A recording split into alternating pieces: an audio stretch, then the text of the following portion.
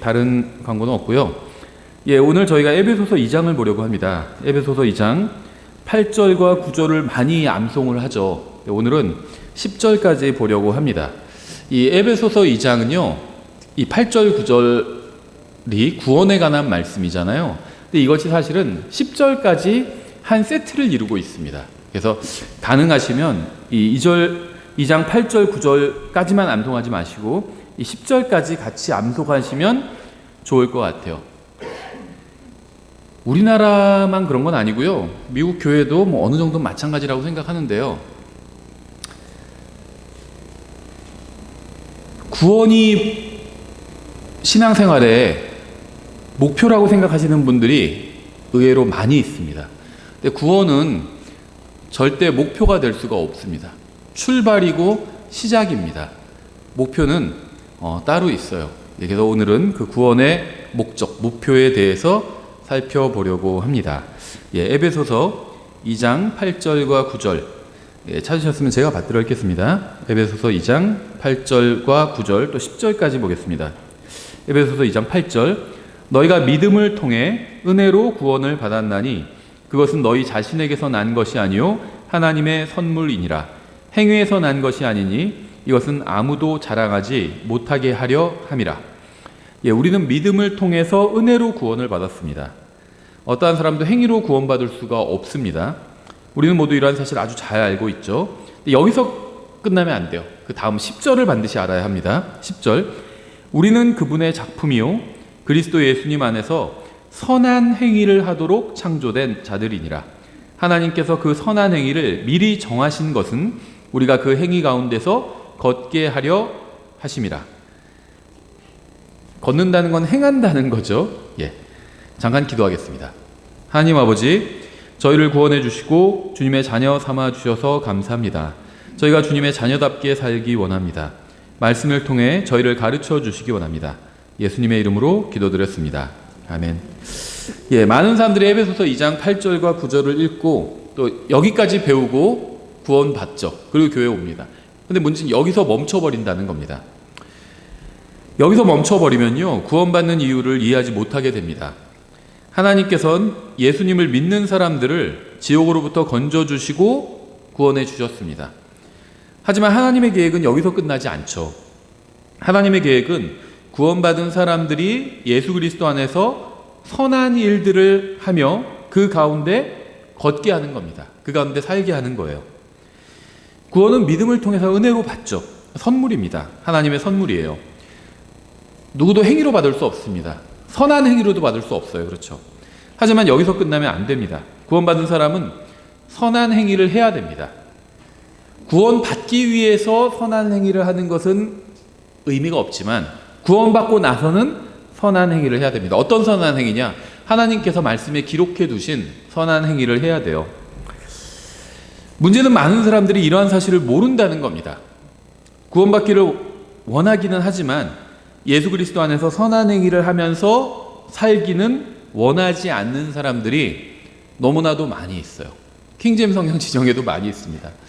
꼭 그렇다는 건 아닌데 이제 일반적으로 저희 이제 주관적으로 보면 교회에 다니는 많은 평범한 사람들은 구원을 목표로 교회 신앙생활을 하시는 경우가 굉장히 많아요. 그 중에 구원을 받으신 분들도 있고 구원받지 못한 사람들도 있어요. 왜 교회 열심히 다니냐고? 구원받기 위해서. 그러니까 구원받기 위해서 이렇게 얘기를 안 해도 뭐 다른 식으로 말하는데 같은 얘기예요. 그러니까 죽어서 하늘나라 가기 위해서 이런 식으로 얘기를 하죠. 그게 뭐 구원받기 위해서 그 말과 같은 말입니다. 킹제임스 성경 진영에서는요, 뭐 킹제임스 성경 진영뿐만이 아니라 이제 자기가 예수님을 믿고 구원받았다는 사실을 아는 분들이 있습니다. 킹제임스 성경 진영에 이런 분들이 좀 더 많이 있죠. 독립침례교회에.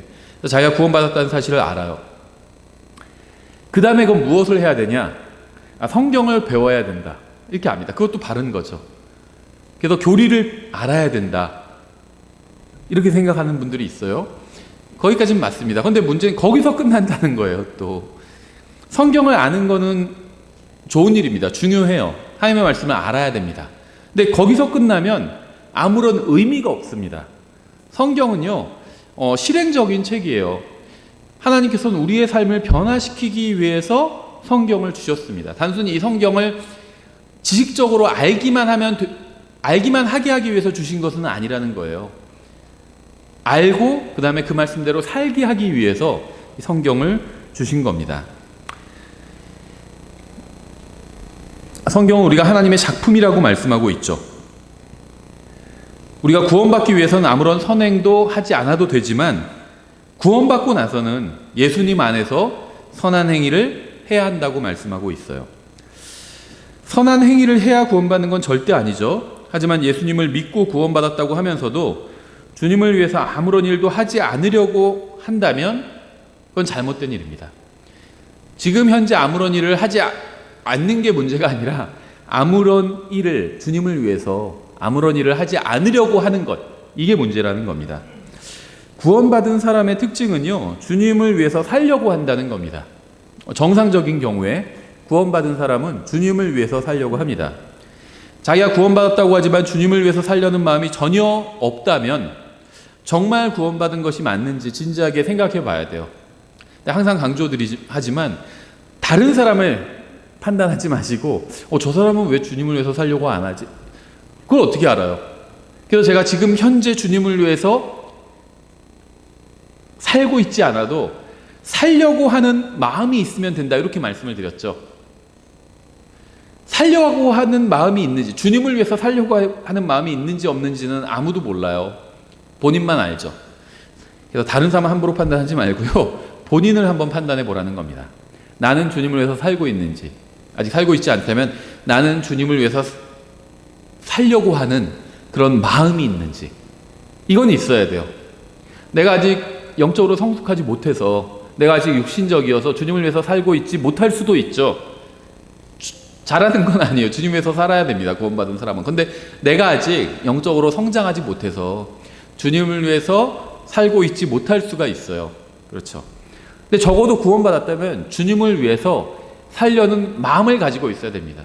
주님을 위해서 살려는 마음이 없으면 절대 구원받지 못했다, 이런 얘기를 하는 건 아니에요. 그럴 수도 있어요. 전혀 영적으로 성장하지도 않고 구원받고 나서 하나님의 말씀으로 하나도 양육되지 못해서 주님을 위해서 살려는 마음이 전혀 없을 수도 있습니다. 근데 그것은요, 비정상이에요. 정상이 아니라는 겁니다. 그래서 비정상을 기준으로 두면 안 됩니다.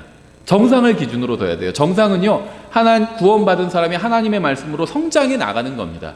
그리고 하나님의 뜻대로 사는 거예요. 우리는 주변에서 하나님의 뜻대로 사는 아주 훌륭한 그리스도인을 거의 보지 못하기 때문에 불행하게도 이 정상의 샘플을 볼 기회가 많지 않아요. 근데 그렇다고 해서 비정상을 기준으로 삼으면 안 됩니다. 자기 멋대로 살고요. 구원받은 많은 사람들이 자기 생각대로 자기 멋대로 살죠. 근데 그건 절대 기준이 될 수 없어요.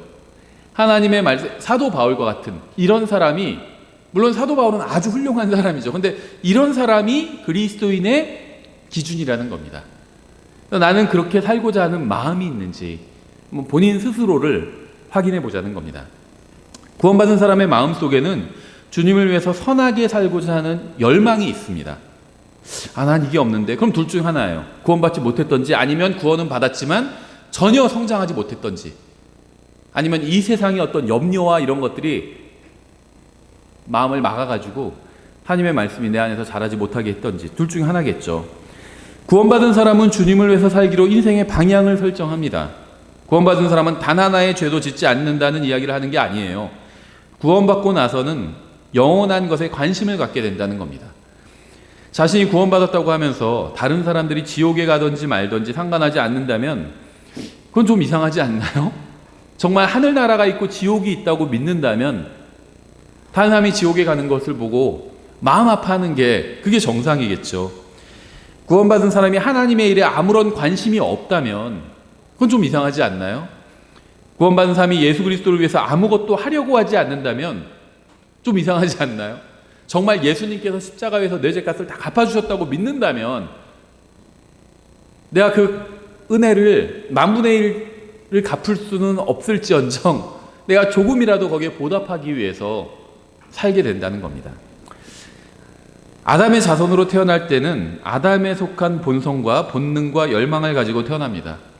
그냥 자연적으로 출생한 사람은 다 이 죄의 본성을 가지고 태어난다는 겁니다. 아담의 본성과 거기에 속한 정욕이 무엇인지 우리가 따로 배울 필요가 없어요. 너무나도 잘 알아요. 이게 바로 자연적인 출생, 첫째 출생의 결과입니다.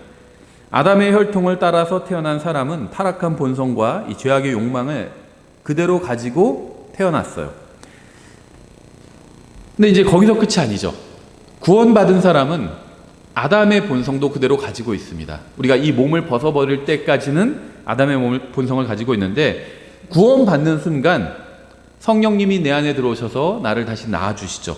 그러면서 하나님의 본성을 주십니다. 그래서 이게 둘째 출생이에요. 거듭났으니까 이렇게 우리가 그런 말을 하잖아요. 영이 다시 태어난 겁니다. 이걸 성경은 둘째 출생이라고 부르고 있죠. 아담의 자손으로 태어난 사람이 아담의 본성을 가지고 있는 것처럼 하나님의 아들로 태어난 사람이 의와 거룩함과 하나님을 추구한다는 것은 이건 전혀 이상한 일이 아닙니다. 육신적인 출생이 육신적인 열망을 갖게 하는 것처럼 영적인 출생도 영적인 열망을 갖게 합니다. 육신적인 출생을 한 사람이 육신적인 열망을 가지고 있죠.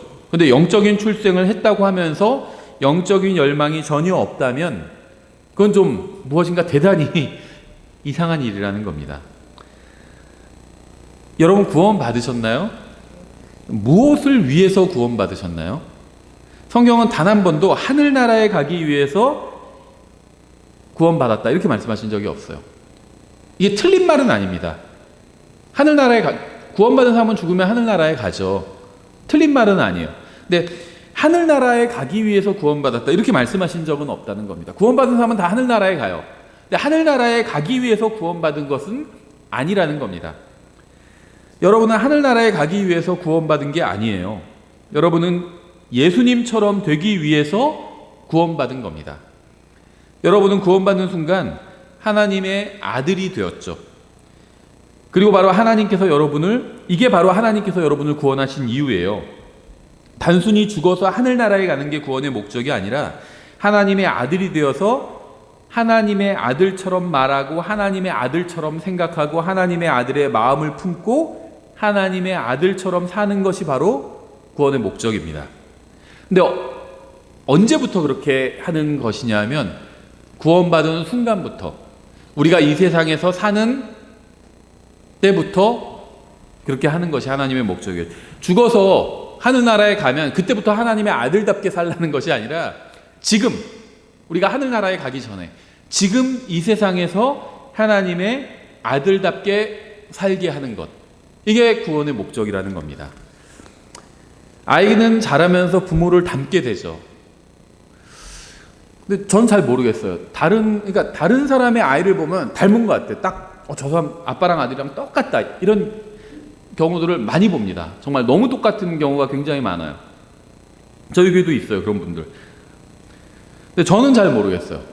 저희 막내가 저를 닮았다고 하는데 저는 닮았는지 안 닮았는지 사실 잘 몰라요. 제가 봤을 때는 모르겠어요, 그냥. 예, 근데 닮았다고 하더라고요. 근데 닮는 게 정상이죠. 원하든 원하지 않든 닮아갈 수밖에 없어요. 그렇죠. 닮아가려고 노력하지 않아도 그렇게 됩니다. 이게 바로 그 부모의 자식으로 태어난 결과죠. 그런데 구원받은 지 오래되었는데 5년이 넘었고 10년이 넘고 20년, 30년이 넘었는데도 예수님을 닮은 구석이라고는 전혀 찾아볼 수 없다면 그건 뭔가 심각한 문제가 일어난 것이죠. 정말 이상한 그리스도인들이 굉장히 많아요. 술을 엄청나게 마시면서도 자신이 그리스도인이라고 하는 사람도 있습니다. 바람 피면서도요, 자기가 그리스도인이라고 하는 사람도 있어요. 심지어 저 누구라고 얘기는 안 할게요. 검색해 보실 필요도 없어요. 어떤 사람 바람 피면서도요, 지금은 이미 돌아가신 분이에요. 바람 피고 교회가 그걸 다 알아요. 그 교회 목사님 인도자인데. 근데 아무도 누구도 뭐라고 안 해요. 훌륭하다고 그래요, 오히려. 우리 목사님 복음 잘 전하시니까 바람 좀 피우면 어때? 그렇게 얘기하시는 거예요. 그리스도인이라고 그래요, 그런 사람도. 거짓말을 밥 먹듯이 하고요, 세금도 떼어 먹고 그러면서도 자기가 그리스도인이라고 하는 사람들도 있습니다. 사장 돈을 몰래 빼돌리면서도 자기가 그리스도인이라고 하는 사람들도 있어요. 또 고객 속이면서 장사하면서도요, 자기가 그리스도인이라고 하는 사람도 있습니다. 그리스도인은 그리스도를 따르는 사람이죠. 사람들이 그리스도인이란 말을 어떻게 정의하고 사용하든 간에 이런 사실은 바뀌지 않아요. 구원은 공짜로 받지만 그리스도인이 되는 것은 공짜가 아닙니다. 예수님께서 하신 것처럼 하는 사람만이 그리스도인인 거예요. 그러니까 하나님께서 우리를 구원하신 목적은요, 우리가 살던 대로 그대로 살다가 죽어서 하늘나라에 가게 하기 위함이 아니라 그리스도인이 되게 하기 위해서, 예수님처럼 만들기 위해서. 무엇이? 내면이 훨씬 중요해요. 내면과 외형이 있잖아요. 외형보다 내면이 훨씬 중요해요. 외형은 예수님처럼 지금은 될 수 없어요. 나중에 우리가 들림받아 올라가는 순간에는 외형이 예수님처럼 될 수 있습니다. 하지만 지금은 왜 예수님처럼 될 수가 없어요? 왜 그런 줄 아세요? 일단 예수님의 모습이 어떤지를 몰라요. 예수님의 외형이 어떤지 아시나요? 몰라요. 대충은 알죠. 계시록, 부활하신 예수님의 모습이 계시록 앞부분에 나오잖아요. 사도 요한이 그것을 보고 어떻게 했죠? 보고 막 예수님 반갑습니다 하면서 막 손을 잡고 막 그랬나요? 그러지 않았죠. 까무러쳤어요. 완전히 죽은 사람처럼 되었습니다. 뭐 자기가 꿈속에서 예수님을 만나서 뭐 너무 반가워가지고 막 어떻게 했다고 하는 사람들은 성경에 예수님을 만난 게 아닌 건 확실한 것 같아요. 예수님을 만나면요, 죽은 자처럼 됩니다. 압도당해요. 그 모습에, 부활하신 예수님을 만난 사람이. 예수님의 모습이 어떤지 모릅니다. 우리는 정확히 알 수가 없어요. 그래서 외형을 예수님처럼 담기는 어렵습니다. 근데 내면은 알아요. 그렇죠? 예수님께서 다른 사람을 어떻게 사랑하셨는지, 어떻게 용서하셨는지, 어떻게 친절하게 베풀어 주셨는지, 또 어떻게 믿음을 지키시고 시험에 흔들리지 않으셨는지, 이런 예수님의 내면은 우리가 성경을 통해서 잘 알고 있습니다. 그래서 예수님의 내면을 닮아갈 수는 있다는 거예요. 외형을 닮아갈 수는 없다는 겁니다. 디도서 2장도요, 이 에베소서 2장 8절부터 10절에서 말씀하신 것과 같은 말씀을 하고 있는데요. 디도서 2장, 에베소서 2장 8절, 9절, 10절이 하나의 세트라고 말씀드렸잖아요. 구원과 구원의 목적까지 알려주는, 구원의 방법과 구원의 목적까지 알려주는 하나의 세트인데요. 이 디도서 2장 11절, 12절, 13절도 하나의 세트입니다. 자, 11절을 읽어보겠습니다. 이렇게 되어 있어요. 구원을 가져다 주시는 하나님의 은혜가 모든 사람에게 나타나. 에베소서 2장과 일치하죠. 8절, 9절과. 어떻게 구원받았죠, 여러분은? 하나님의 은혜로 구원받았죠. 이 말씀에 의하면. 13절, 저 복된 소망과 위대하신 하나님, 곧 우리의 구원자 예수 그리스도의 영광스러운 나타나심을 기다리게 하셨느니라. 우리는 구원받고 나서 주님을 만날 날을 기다리고 있습니다. 이게 구원의 목적과 무슨 관련이 있지? 관련이 있어요. 구원의 목적은 예수님처럼 변화되는 것이라고 말씀드렸잖아요. 예수님처럼 되는 게 구원의 목적이에요. 그런데 제가 방금 읽은 13절은 예수님을 기다리는 것에 관해서 말씀하고 있죠. 제가 중간에 한 구절을 안 읽어서 그래요. 12절 이렇게 되어 있죠. 우리를 가르치시되 경건치 아니한 것과 세상에 속한 정욕들을 우리가 거부하고 이 현 세상에서 맑은 정신을 가지고 의롭게 하나님의 뜻대로 살며. 이게 예수님처럼 되는 것에 관한 말씀입니다. 저는 은혜로 구원을 받았어요. 그래서 이제 휴거가 되어서 주님을 만날 것을 기다리고 있습니다. 그런데 우리를 구원한 그 하나님의 은혜는, 우리가 하나님의 은혜로 구원받았죠. 그 하나님의 은혜는 우리가 주님을 만날 것을 고대하게만 하지는 않았다는 겁니다. 이 은혜는 우리를 가르쳐주고 있어요. 우리가 하나님의 은혜로 구원받았습니다. 그래서 우린 죽어서 하늘나라에 지옥에 가지 않습니다. 그런데 우리가 죽기 전에 주님께서 공중으로 오시면 우리가 주님을 만나게 됩니다. 공중에서. 근데 주님께서는 언제든지 오실 수가 있어요. 그래서 우리를 구원한 이 하나님의 은혜는 우리를 고대하게 만든다는 겁니다. 예수님을 만나는 그날을 고대하면서 살게 만든다는 겁니다.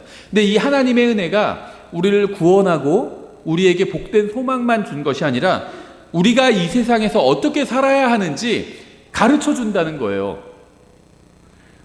우리가 그런 말 많이 하잖아요. 좋은 설교 듣고 나면 은혜 많이 받았습니다, 이런 말 많이 하죠. 하나님의 은혜가 어떻게 사용되는지 잘 보세요. 은혜를 많이 받는 사람은 배운 게 있어야 돼요. 왜냐하면 하나님의 은혜는 가르치거든요. 가르쳐 주는 게 있어요. 하나님의 은혜는 그러니까 배워야 됩니다. 은혜를 많이 받았는데 아무것도 배운 게 없다. 그러면 그거는 은혜를 배운 게 아니에요. 헛배 부른 겁니다. 우리는 주님을 만날 때까지 이 은혜가 가르치는 것을 배워야 합니다. 하나님의 은혜는 우리가 이 세상에서 어떻게 경건하게 살아야 하고 세상에 속한 정욕들을 거부해야 되고 맑은 정신을 가지고 의롭게 하나님의 뜻대로 살아야 하는지 가르쳐 줍니다. 경건은요, 여러 번 말씀드렸지만은 이게 영어로는 쉬워요. 한국말로는 어렵습니다. 저도 예전에 한글 처음 구원받고 이제 한글 성경만 볼 때는요, 이 경건의 의미를 몰랐어요. 그리스도인은 경건해야 된다고 하는데 대체 그게 뭔지를 몰랐습니다. 근데 영어로는 굉장히 쉬워요. 가들리예요, 가들리. 하나님처럼 하는 겁니다. 하나님처럼. 예수님께서 이 세상에 사셨잖아요. 그것처럼 하면 되는 겁니다. 예수님처럼 말하고요. 예수님처럼 용서하고요. 예수님처럼 담대하게 진리를 선포하고요. 이게 경건한 거예요. 가들리, 하나님과 같은 겁니다. 학생이라고 하면서 학교에 다니지 않으면 이상한 사람이죠. 물론 뭐 집에서 공부하는 학생도 있겠지만 일반적인 경우엔 학교에 다니죠. 근데 학교에 다니는 학생이라고 하는데요, 선생님이 누군지도 모르고 지금 뭐 어디를 배우는지도 모른다면 그건 좀 이상한 학생입니다. 근데 그리스도인 중에서도요, 이러한 이상한 사람들이 있어요. 자기가 그리스도인이라고 하지만 성경도 전혀 읽지 않아요. 뭘 해야 되는지도 몰라요. 기도도 전혀 하지 않아요. 심지어 교회에 다니지도 않아요. 우리 주위에는요, 이상한 그리스도인들이 많이 있어요. 자신을 부인하지도 않고 육신의 욕망을 이기고 승리한 적도 없고 이 세상 사람들이 지옥으로 가고 있는데도 전혀 상관하지 않으면서 살아가고 있는 겁니다. 이런 얘기를 하면요, 구원은 은혜로 받기 때문에 이런 것들을 하지 않아도 된다고 하는 사람들이 있습니다. 물론 구원은 은혜로 받습니다. 하지만 그 은혜는 우리를 구원하는 데까지만 인도하는 게 아니라 우리에게 그리스도인으로서 어떻게 살아야 하는지도 가르쳐 줍니다. 이 은혜는 가르쳐 준다는 거예요. 그 은혜를 내가 많이 받았다고 생각한다면 배운 게 있어야 됩니다. 하나님의 은혜는 단순히 우리를 구원할 뿐만 아니라 우리를 가르치고 훈육합니다. 오늘날 대형 교회들은요, 사람들을 끌어들이는 데만 급급해서 구원받은 사람이 아무것도 하지 않아도 되는 것처럼 가르쳐요. 하지만 사실은 전혀 그렇지 않습니다. 성경은 구원만 받으면 그것으로 끝이라고 말씀하신 적이 한 번도 없어요. 제가 디도서 2장 13절까지 읽었는데 14절에 그분께서 우리를 위하여 자신을 주심은 모든 불법으로부터 친히 우리를 구속하시고 정결하게 하사, 구속하시고 여기까지가 구원이죠. 근데 거기서 끝나는 것이 아니에요. 정결하게 하사, 깨끗하게 해주신다는 겁니다. 선한 행위에 열심을 내는 백성, 곧 자신을 위해 특별한 백성이 되게 하려 하심이라. 14절은 구원의 목적을 보여주는 구절이죠. 여러분은 선한 행위에 열심을 내는 특별한 사람인가요? 이게 구원받은 사람의 특징이래요. 이게 구원받은 사람, 구원의 목적이라고 말씀하고 있는 거죠. 선한 일에 열심을 내는 특별한 백성, 특별한 사람이 되게 하는 게 구원의 목적이라는 겁니다. 구원받기 위해서 단 하나의 선행을 할 필요도 없죠. 하지만 하나님께서는 제가 선한 행위에 열심을 내고 전적으로 나 자신을 들여서 선한 일을 하게 하기 위해서 구원하셨다는 겁니다. 거짓말하고 사기치고 가족을 학대하고 나쁜 짓이나 하라고 구원하신 게 아닙니다.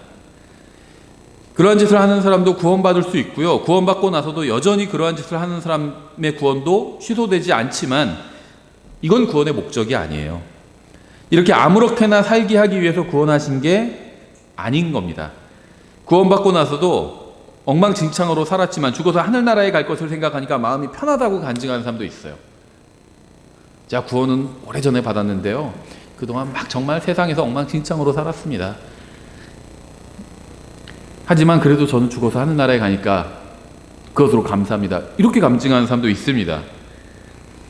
간증은 간증이겠죠. 근데 이거는 다른 사람을 세워주는 간증은 아니에요. 성경엔 이런 간증이 없습니다. 구원은 받았지만 생각해보세요. 대마 같은 사람이 나와서 간증한다고 생각해보세요.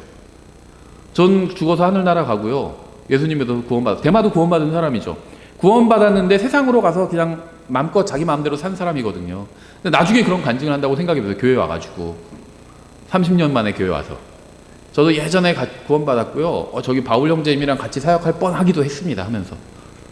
근데 전 그냥 세상에 나가서 살았어요. 그래서 죽어도 하늘 나가는 거는 뭐 똑같잖아요. 이렇게 간증한다면 그건 간증이 아니라는 겁니다. 성경엔 그런 간증이 없어요. 전 지금 구원받은 사람은 완벽해야 된다는 이야기를 하는 게 아닙니다. 열심히 주님을 섬기는 선한 사람들이 자신의 구원을 잃어버리지는 않을까 걱정하는 것도 문제지만, 구원받지 못한 사람이 자기가 구원받았다고 착각하는 것도 문제입니다. 무슨 말인지 아시겠어요? 구원을 은혜로 받지만 내가 하나님의 뜻대로 살지 않으면 구원을 잃어버릴 수도 있다, 이렇게 가르치는 잘못된 교리가 있어요. 그 교리를 따르는 사람들이 굉장히 많이 있습니다. 전 세계적으로 많아요. 구원을 행위로 받는다, 이렇게 가르치는 것도 잘못된 거죠. 근데 구원을 은혜로 받지만 내 행위로 구원을 유지한다, 이것도 잘못된 교리입니다. 많은 사람들이 이 잘못된 교리를 믿고 있어요. 둘 다 잘못된 거죠. 갈라디아서 5장 16절은 이렇게 말씀하고 있습니다. 그런즉 내가 이것을 말하노니 곧 성령 안에서 걸으라. 그리하면 너희가 육신의 욕심을 이루지 아니하리라. 육신은 성령을 대적하여 욕심을 부리고 성령은 육신을 대적하나니 이 둘이 서로 반대가 되므로 너희가 원하는 것을 너희가 능히 하지 못하느니라. 여러분은 구원받기 전부터 짓던 죄가 있을 겁니다. 그런데 구원받고 나서 여러분으로 하여금 더 이상 그 죄를 짓지 않게 하고 그 죄의 욕망과 싸우는 무엇인가가 이제 생겼어요. 구원받은 다음부터는. 만약 여러분이 그러한 경험이 전혀 없다고 한다면 정말 내가 구원받았는지 한번 의심해 봐야 돼요. 나는 그냥 그렇게 내적 투쟁이 전혀 없는데, 구원받기 전에 짓던 죄 그냥 그대로 짓는데, 그냥 그대로 사는데 삶이 하나도 변한 게 없는데, 이러시다면 정말 구원받았는지 점검해 봐야 된다는 겁니다. 구원받은 척하는 건 아무런 소용이 없어요. 다른 사람들에게는 구원받은 사람인 양 가장하고 속일 수 있습니다. 하지만 이건 정말 누구에게도 유익을 주지 않는 겁니다. 이 세상에서 살 때 구원받은 척해도 실제로 죽어서 지옥에 가면 그건 아무 유익이 없어요. 성경은요, 단 한 번도 교회 오래 다니고 봉사활동을 많이 하고 이런 것이 구원과 관련이 있다고 말씀하신 적이 없습니다. 구원은 예수님을 나의 구원자로 믿고 받는 거예요. 예수님을 나의 구원자로 믿어야 구원받을 수 있는 겁니다. 이외에는 구원받을 수 있는 길이 없어요. 구원받기 전에 즐기던 죄를 지으려고 하니까 자기 자신이 한없이 비참하게 여겨진 적이 아마 있을 겁니다. 그래서 죄를 짓고 다시 부끄러워서 내가 다시는 이런 죄를 짓지 말아야지. 내가 구원받은 사람인데 왜 또 구원받기 전처럼 살지? 이렇게 더 이상은 이렇게 살지 말아야겠다. 이렇게 생각하신 적이 있을 거예요. 그러니까 제 안에 있는 무엇인가가 저의 육신과 정욕과 전쟁을 하고 있는 겁니다. 육신과 싸움을 시작한 게 무엇인지 아세요? 세 사람인 거예요. 세 사람. 그 세 사람이 옛사람과 싸움을 시작한 겁니다. 구원받은 사람은요, 세 사람이 안에서 태어났죠. 근데 세 사람만 있는 것이 아니라 옛사람도 그대로 있습니다. 예전에는 옛사람이 시키는 대로 하면서 살았지만 이제는 옛사람의 명령을 거부하는 새 사람이 태어난 거예요. 그리고 옛사람이 하기 싫어하는 일을 즐거워하는 사람이 나타난 겁니다. 이 내적 갈등은 구원받지 못했다는 증거가 아닙니다. 오히려 구원받았다는 가장 큰 증거 중에 하나예요. 예전에는 그냥 스스럼 없이 하던 일들을 구원받고 나서 이제는 뭐가 마음에 걸려요. 이대로 하면 안 될 것 같아. 그런 갈등이 든다면 그게 구원받은 증거일 수 있다는 겁니다. 전혀 갈등이 없다면 오히려 그게 문제예요. 물론 당연히 예전에 짓던 죄들을 전혀 갈등 없이 하지 않는다면 그거는 가장 좋은 거죠. 구원받았다고 하면서도요, 계속해서 죄를 짓는 사람들이 있어요. 예전에 짓던 죄에 그대로 머물러 있는 사람들이 있습니다. 또 복음도 전혀 전하지 않는 사람들도 있어요. 자기 예수님 믿는다고 얘기하지 않는 사람들도 있습니다. 다른 사람들이야 지옥에 가든 말든 전혀 상관하지 않는 사람들도 있어요. 성령님께서 내주하시고 계신데 어떻게 복음을 전해야겠다는 생각이 단 한 번도 들지 않는 것일까요? 생각해 봐야 된다는 겁니다. 나는 복음을 전하고 싶은 생각이 별로 없다 하면 진지하게 자기가 구원받았는지 생각해 봐야 된다는 거예요. 구원받았다는 건요, 앞에서 말씀드린 것처럼 하늘나라나 지옥 중 영혼을 그 둘 중 한 곳에서 영혼을 보내야 된다고, 모든 사람들이 영혼을 보내야 된다고 그렇게 믿는 거잖아요. 난 예수님을 믿고 하늘나라에 가게 되었고 예수님을 믿지 않는 사람들은 지옥에 가게 된다는 사실을 믿는 거잖아요. 근데 다른 사람이 예수님을 믿지 않아요. 그럼 그 사람이 어디에 가게 될지 알고 있죠. 그런데도 전혀 상관이 없다면 뭔가 이상하다는 겁니다. 그거는. 그렇죠.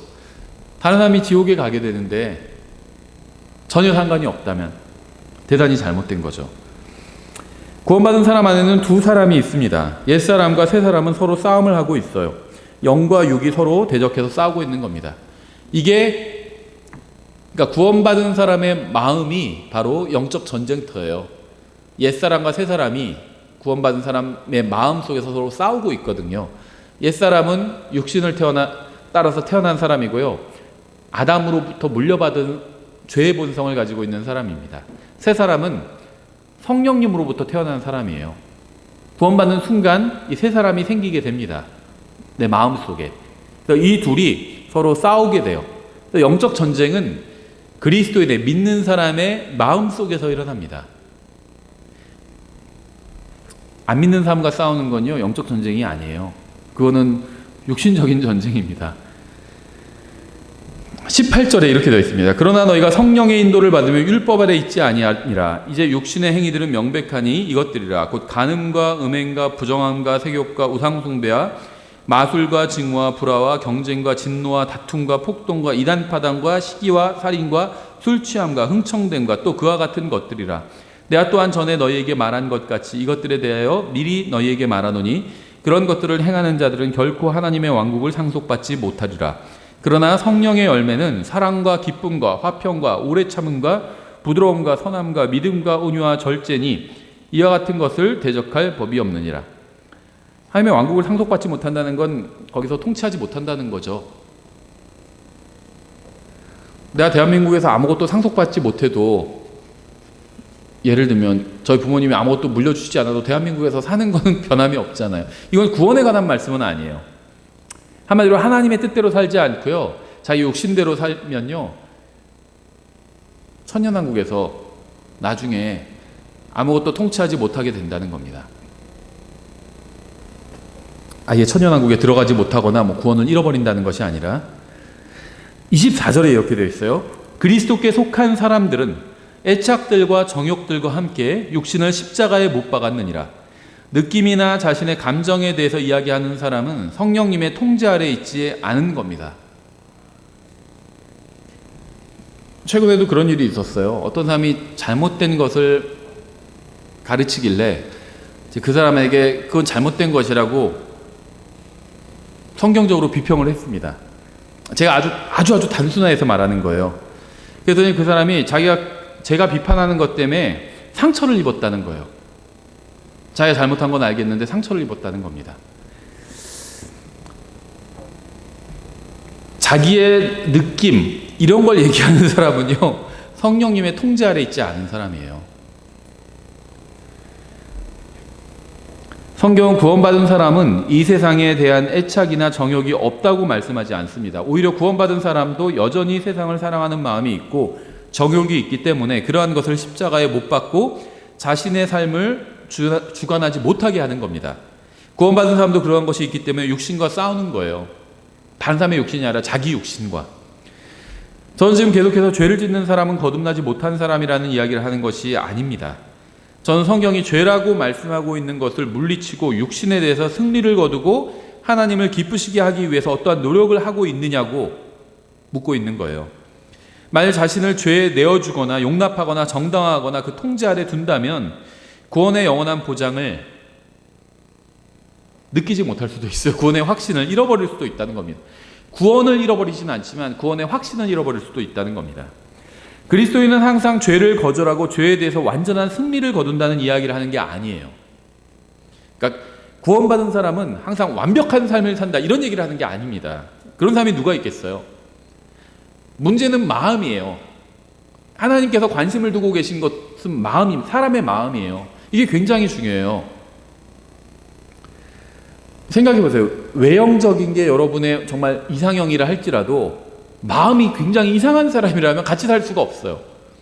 막 다른 사람 계속 괴롭히고 막 그런 사람이 있다면, 아주 마음이 사악한 사람이 있잖아요. 그럼 그런 사람과 같이 살 수가 없습니다.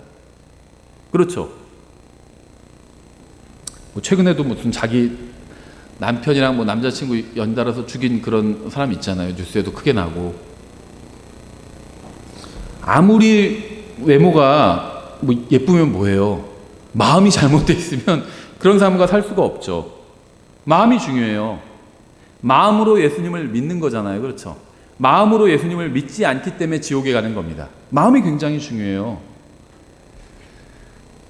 외모는 그 다음입니다. 우리가 하나님을 왜 믿고 하나님을 왜 사랑하죠? 하나님의 외모 때문이 아니잖아요. 마음 때문이에요. 그렇죠? 하나님께서 우리를 사랑하시고 우리가 그 마음에 감동한 거잖아요. 마음이 제일 중요합니다. 마음이. 이게 본질적인 거예요. 하나님께서도 관심을 갖는 건요, 우리의 마음입니다. 이게 중요해요. 이거를 알면은 신앙생활을 더 바르게 할 수가 있습니다. 무슨 말이냐면, 나는 내가 중요하다고 여기는 게 있잖아요. 보통 자기가 중요하다고 여기는 것 중에 자기 마음이 첫 번째가 아니거든요. 대부분의 사람들이. 내 마음이 문제다, 이렇게 생각을 안 한다는 거예요. 내 경제적인 상황이 문제다, 이런 생각을 합니다. 그렇죠? 수입을 올려야 되고 그런 경제적인 걸 생각해요. 우리는 이게 문제라고 생각해요. 그래서 이게 좀 해결되면 그 다음에 내가 뭘 할 수 있지 않을까, 이런 생각을 합니다. 근데 하나님께서는요, 거기에 대해서 크게 관심을 두고 계시지 않다는 겁니다. 하나님은요, 우리의 경제적인 상황에 대해서 별 상관을 안 하세요. 우리는 거기에 제일 민감하게 생각하는데, 그렇잖아요. 내 계좌에 얼마가 있고 내 지갑에 얼마가 있고 이걸 제일 민감하게 생각해요. 이 세상에 살면 어쩔 수가 없어요. 그게 민감할 수밖에 없습니다. 그런데 하나님은 그렇지 않으신 것 같아요. 하나님께서 가장 큰 문제라고 생각하시는 건요, 마음이라는 겁니다. 우리의 마음. 왜 그런 줄 아세요? 경제적인 상황이 언제든 끝날 수가 있어요. 우리가 아무리 이 세상에서 경제적인 문제를 다 해결해놨어요. 어떤 사람 유튜브 보니까 뭐 몇 년 동안 100억을 벌어가지고 이제 젊은 나이인데 은퇴한다고 하더라고요. 근데 만약에 내일 죽으면 무슨 소용이 있어요, 그게. 경제적인 상황이 언제든지 바뀔 수도 있고 끝나버릴 수도 있어요. 예수님이 내일 공중으로 오시면 모든 게 또 끝납니다. 경제적인 상황은. 근데 마음은 그렇지 않다는 거예요. 마음은 하나님께서 강제로 바꿔주지 않으십니다. 우리가 바꿔야 돼요. 근데 우리가 바꿀 수 있도록 도와는 주세요, 하나님께서. 하나님의 말씀도 주시고 성령님도 주시고 도와주십니다. 강제로 바꾸지는 않으신다는 거예요. 예수님 안 믿겠다고 하는데 강제로 믿게 하지 않으시죠. 하나님의 뜻대로 난 살지 않겠다고 하는데 강제로 살게 하지는 않아요. 하나님의 뜻대로 살겠다고 하면 도와주십니다. 그러니까 하나님께서 지금 저에 대해서 가장 관심을 많이 갖고 계신 건요, 저의 경제적인 상황도 아니고요, 저의 외모도 아니에요. 저의 마음이에요. 여러분도 마찬가지예요. 이걸 아셔야 돼요. 하나님께서 나에게 원하시는 첫 번째 것은 무엇이다? 나의 마음이라는 겁니다. 내가 내 마음을 온전히 하나님께 내어드리기를 원하고요, 마음을 하나님의 말씀으로 깨끗하게 하기를 원하십니다. 그것 때문에 나에게 여러 가지 상황이 일어나게 하신 거예요. 생각해 보세요. 구원받은 사람의 아버지는 하나님이죠. 하나님은 구원받은 사람, 모든 사람의 아버지입니다. 여러분이 예수님을 믿고 구원받았다면 여러분의 아버지는 하나님이에요. 그렇죠? 근데 우리 아버지가 보통 아버지일까요? 전능하신 하나님이잖아요. 온 세상을 다 주관하고 계신 분이에요. 아무것도 하나님께 어려운 게 없습니다. 모든 게 가능해요. 그렇죠? 정말 모든 걸 다 하실 수가 있어요. 날 왕으로 만들어 주실 수도 있고요. 계시록에 나오잖아요. 1장에.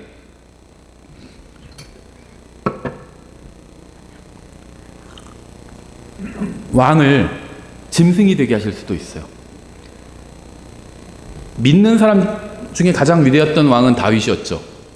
안 믿는 이방인들 중에 가장 위대했던 왕은 느부갓네살이거든요.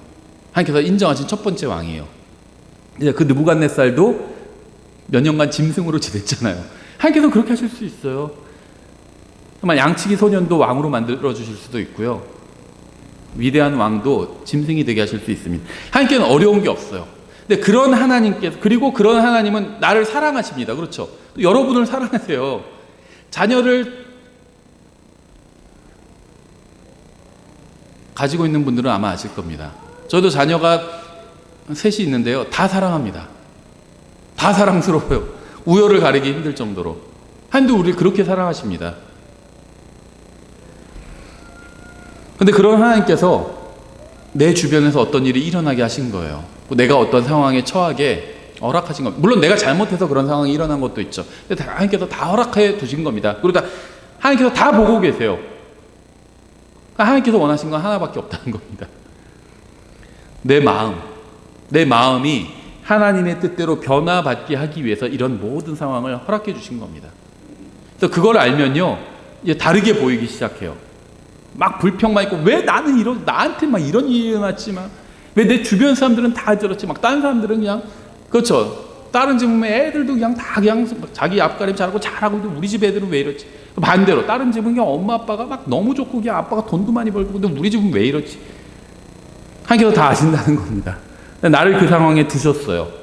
왜 그럴까요? 목적이 있어서 내 마음을 예수님의 마음처럼 만들기 위해서 그렇게 하신 겁니다.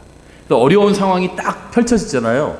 그 어디에 갔는데 어려운 사람이 딱 직장에 나타나잖아요. 그러면 하나님께서 내 마음을 좀 더 다듬어 주기 위해서 이런 상황을 허락하신 거구나. 이렇게 생각한다면요, 바르게 볼 수 있게 된다는 겁니다. 미션이에요. 하나하나가 클리어해야 되는 미션이에요.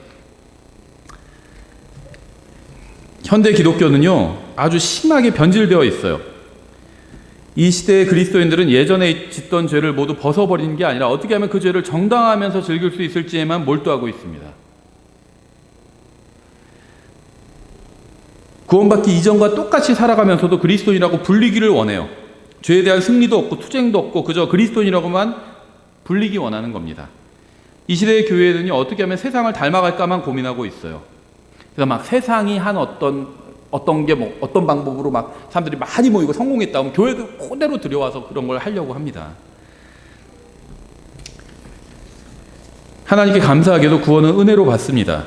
감사하게도 구원은 믿음으로 받아요. 감사하게도 행위로 구원받지 않습니다. 행위로 구원받는다면 우리 중 아무도 구원받을 수 없거든요. 왜냐하면요, 행위로 구원받으려면 그 행위를 해서, 어떤 행위를 해서 하나님께 감동을 드려야 돼요. 감동을. 근데 우리는 하나님을 감동시킬 만한 게 아무것도 없어요. 미천이 아무것도 없다는 겁니다. 예수님만이 하나님을 감동시킬 수 있어요. 그래서 예수님을 믿고 예수님 안으로 들어가야 되는 겁니다.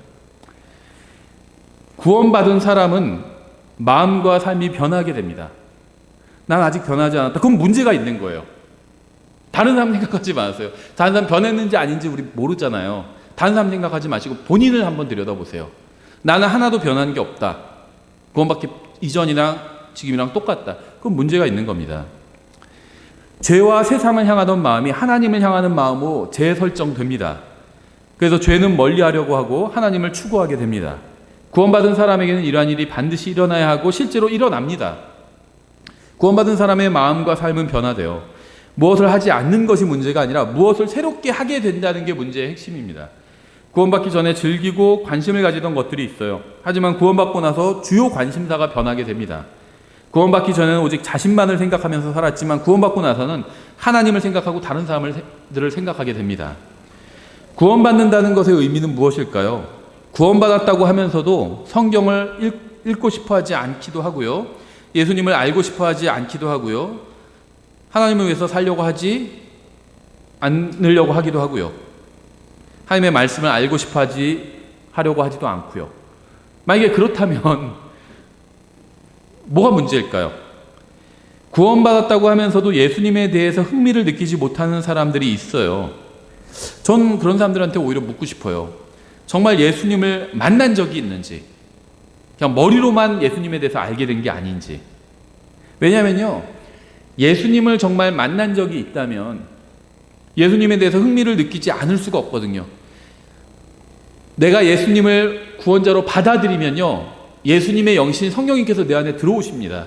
그리고 나와 개인적인 교제를 나눠주세요. 그럼 예수님을 만났고 알게 되는 겁니다.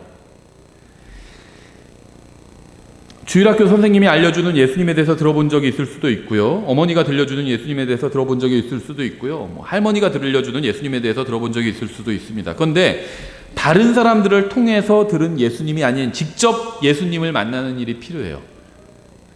예수님을 개인적으로 만난 경험이 있어야 구원받은 겁니다.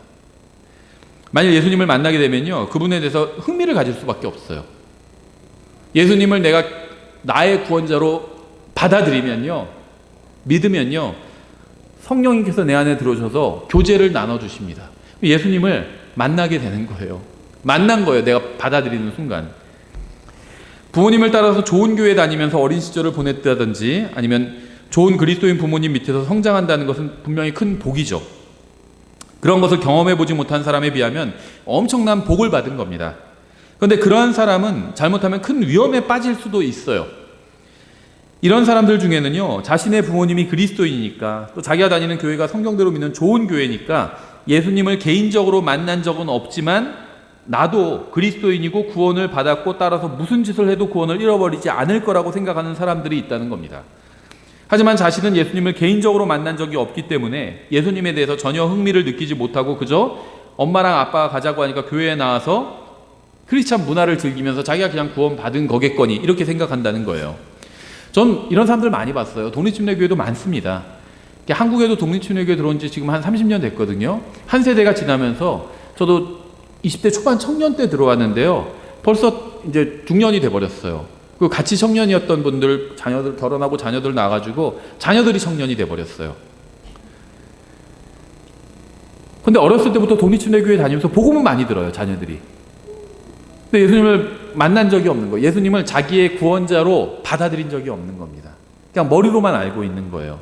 그러면서 자기가 나도 그냥 구원 받았겠거니 이렇게 생각하는 경우가 많다는 겁니다. 이런 사람들이요, 나중에 성인이 되고 부모님의 통제를 벗어나게 되면 어떻게 되는지 아세요?